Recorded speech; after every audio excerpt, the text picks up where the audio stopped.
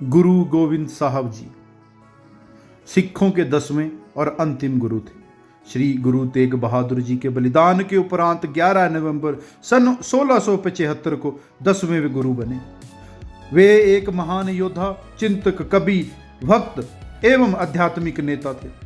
सन 1699 में बैसाखी के दिन उन्होंने खालसा पंथ की स्थापना की, जो सिखों के इतिहास का सबसे महत्वपूर्ण दिन माना जाता है। गुरु गोविंद सिंह ने पवित्र गुरु ग्रंथ साहब को पूरा किया तथा उन्हें गुरु रूप में प्रतिष्ठित किया। वचित्र नाटक उनकी आत्मकथा है।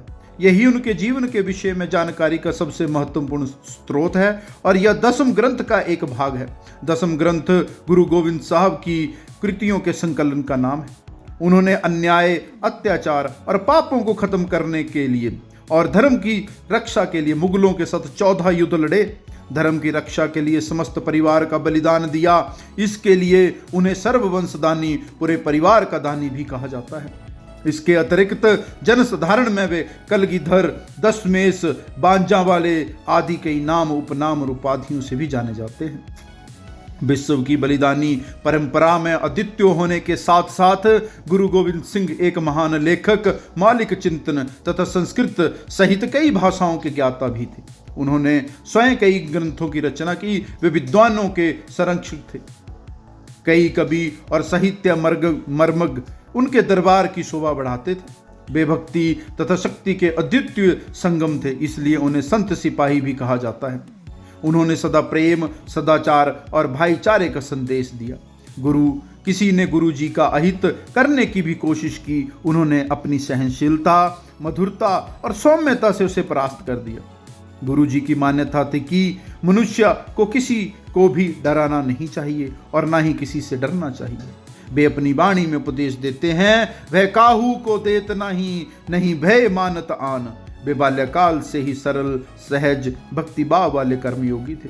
उनकी वाणी में मधुरता, सादगी, सौजन्यता एवं वैराग्य की भावना कूट कूट कर भरी थी। उनके जीवन का प्रथम दर्शन ही था कि धर्म का मार्ग सत्य का मार्ग है और सत्य की सदैव विजयी होती है।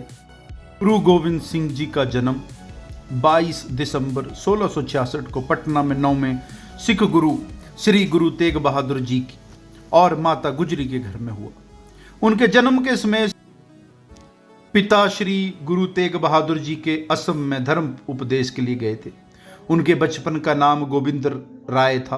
पटना में जिस घर में उनका जन्म हुआ था और जिसमें उन्होंने अपने प्रथम 4 वर्ष बिताए, वहीं पर वह तख्त श्री हरमिंदर साहब जी पटना साहब स्थित है। 1670 में उनका परिवार फिर पंजाब आ गया। मार्च 1672 में उनका परिवार हिमालय के शिवालिक पहाड़ियों में स्थित चकनानकी नाम स्थान पर आ गया। चकनानकी ही आजकल आनंदपुर साहिब कहलाता है। यहीं पर उनकी शिक्षा आरंभ हुई। उन्होंने पारसी संस्कृत की शिक्षा ली और एक योद्धा बनने के लिए सैन्य कौशल सीखा। गोविंद राय जी नित्य प्रति आनंदपुर साहब में आध्यात्मिक आनंद बांटते, मानव मात्रा में नैतिकता, निडरता तथा आध्यात्मिक जागृति का संदेश देते थे। आनंदपुर वस्तुतः आनंद धाम ही था। यहाँ पर सभी लोग वर्ण, रंग, जाति, संप्रदाय के भेद के बिना समता, समानता एवं समरसता का अलौकिक ज्ञान प्राप्त करते थे। गोविंद सिंह जी की शांति, क्षमा एवं सहनशीलता की मूर्ति थे। कश्मीरी पंडितों का जबरन धर्म परिवर्तन करके मुसलमान बनाए जाने के विरुद्ध फरियाद लेकर गुरु तेग बहादुर जी के दरबार में आए और कहा कि हमारे सामने ये शर्त रखी गई है कि है कोई ऐसा महापुरुष जो इस्लाम स्वीकार नहीं कर अपना बलिदान दे सके तो आप सब का भी धर्म परिवर्तन नहीं किया जाएगा। उस समय गुरु गोविंद सिंह जी 9 साल के थे। उन्होंने पिता गुरु तेग बहादुर जी से कहा, आपसे बड़ा महापुरुष और कौन हो सकता है। कश्मीरी पंडितों की फरियाद सुन उन्हें जबरन धर्म परिवर्तन से बचाने के लिए स्वयं इस्लाम ना स्वीकारने के कारण 11 नवंबर 1675 को औरंगजेब ने दिल्ली के चांदनी चौक में सार्वजनिक रूप से उनके पिता गुरु तेग बहादुर जी का सिर कटवा दिया। इसके पश्चात बैसाखी के दिन 29 मार्च 1676 को गुरु गोविंद सिंह जी सिखों के 10वें गुरु घोषित हुए। 10वें गुरु बनने के बाद भी उनकी शिक्षा जारी रही। शिक्षा के अंतर्गत उन्होंने पढ़ना, लिखना, घुड़सवारी, सैन्य कौशल सीखे। 1684 में उन्होंने चंडी दरबार की रचना की। 1685 में वे यमुना नदी के किनारे पौंटा साहब में स्थान पर रहे। गुरु गोविंद सिंह जी की 3 पत्नियां थी। 21 जून 1677 को 10 साल की उम्र में उनका विवाह माता जीतो के साथ अनंतपुर से 10 किलोमीटर दूर बसंतगढ़ में किया गया। उन दोनों के 3 पुत्र हुए, जिनके नाम थे जुझार सिंह, जोरावर सिंह, फतेह सिंह। 4 अप्रैल 1684 को 17 वर्ष की आयु में उनका दूसरा विवाह माता सुंदरी के साथ अनंतपुर में हुआ।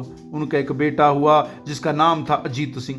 15 अप्रैल 1700 को 33 वर्ष की आयु में उन्होंने माता साहिब देवन से विवाह किया। वैसे तो उनका कोई संतान नहीं थी, पर सिख पंथ के पन्नों पर उनका दौर भी बहुत प्रभावशाली रहा। अनंतपुर साहिब को छोड़कर जाना और वापस आना। अप्रैल 1685 में सिरमौर के राजा मत प्रकाश के निमंत्रण पर गुरु गोविंद सिंह जी ने अपने निवास को सिरमौर राज्य के पोंटा साहिब में स्थानांतरित कर दिया। सिरमौर राज्य के गजट के अनुसार राजा भीमचंद के साथ मतभेद के कारण गुरु जी को अनंतपुर साहिब छोड़ने के लिए मजबूर किया गया था और वे वहां से टोका शहर चले गए। मत प्रकाश ने गुरु जी को टोका से सिरमौर की राजधानी नाहन के लिए आमंत्रित किया। नाहन से वे पोंटा साहिब के लिए रवाना हुए। मत प्रकाश ने गढ़वाल के राजा फतेह शाह के खिलाफ अपनी स्थिति मजबूत करने के उद्देश्य से गुरु जी को अपने राज्य में आमंत्रित किया था। राजा मत प्रकाश के अनुरोध पर गुरु जी ने पोंटा साहिब में बहुत समय में उनके अनुयायियों की मदद के लिए एक किले का निर्माण करवाया। गुरु जी की पोंटा साहिब में लगभग 3 साल के लिए रहे और कई ग्रंथों की रचना की। सन 1687 में नदौन की लड़ाई में गुरु गोविंद सिंह जी, भीमचंद और अन्य मित्र देशों की पहाड़ी राजाओं की सेनाओं ने अलीफ खान और उनके सहयोगियों की सेनाओं को हरा दिया था। विचित्र नाटक गुरु गोविंद सिंह जी द्वारा रचित आत्मकथा और भट्ट बाहिस के अनुसार नदौन पर बने ब्यास नदी के तट पर गुरु गोविंद सिंह जी 8 दिनों तक रहे और विभिन्न महत्वपूर्ण सैन्य प्रमुखों का दौरा किया।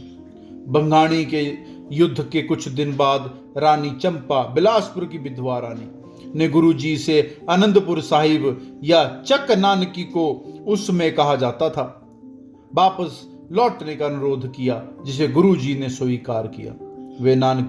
वे नवंबर 1688 में वापस अनंतपुर साहिब पहुंच गए।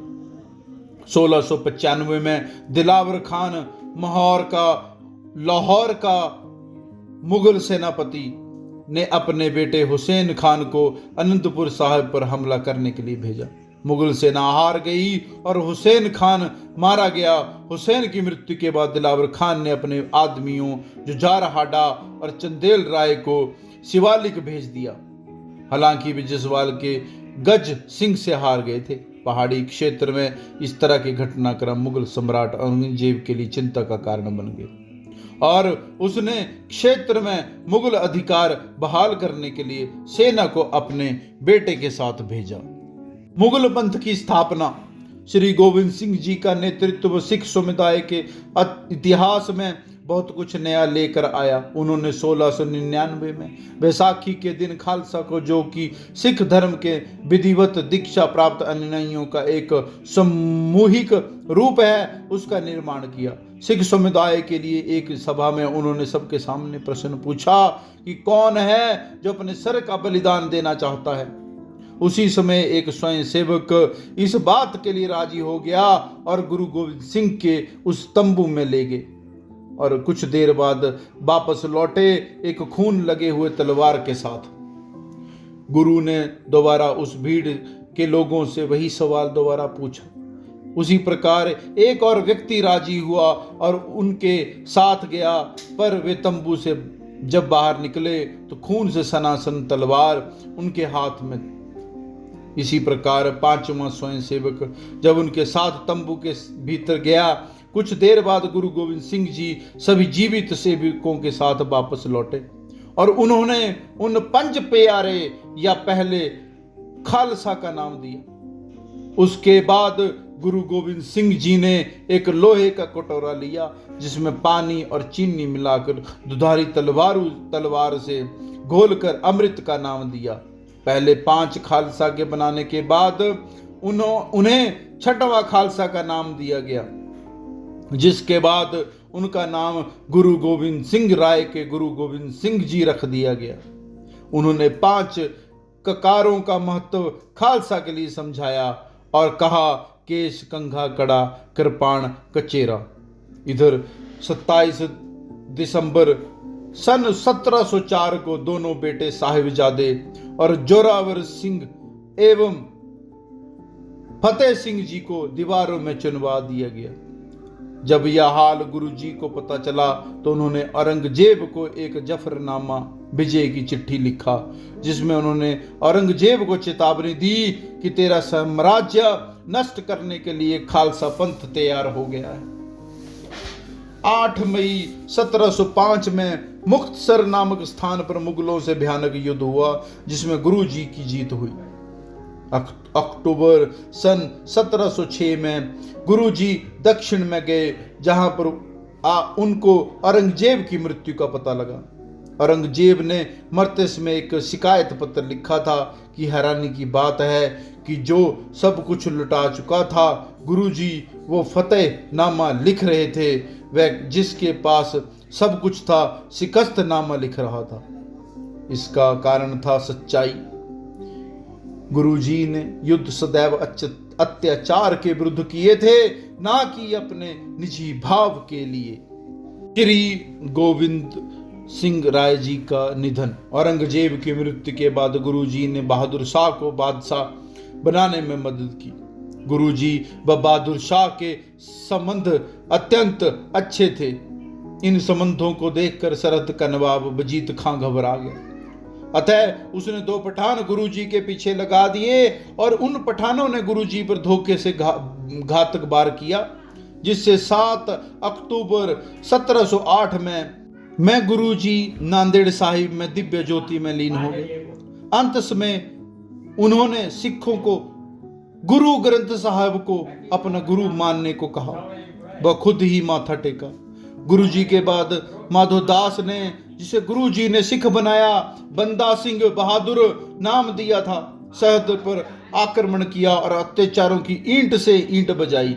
गुरु गोविंद सिंह जी के बारे में लाला दौलत राय, जो कि कट्टर आर्य समाजी थे, लिखते हैं, मैं चाहता तो स्वामी विवेकानंद, स्वामी दयानंद, परमहंस के आदि के बारे में काफी कुछ लिख सकता था, परंतु मैं उनके बारे में नहीं लिख सकता, जो कि पूर्ण पुरुष नहीं है।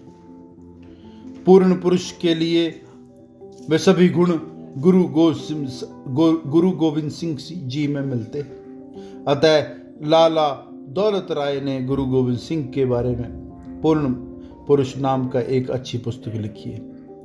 इसी प्रकार मोहम्मद अब्दुल लतीफ भी लिखता है कि जब मैं गुरु गोविंद सिंह जी के व्यक्तित्व के बारे में सोचता हूं तो मुझे समझ में नहीं आता कि उनके किस पहलू का वर्णन करूं। वे कभी मुझे महाधीराज नजर आते हैं, कभी महादानी, कभी फकीर नजर आते हैं, कभी वे गुरु नजर आते हैं।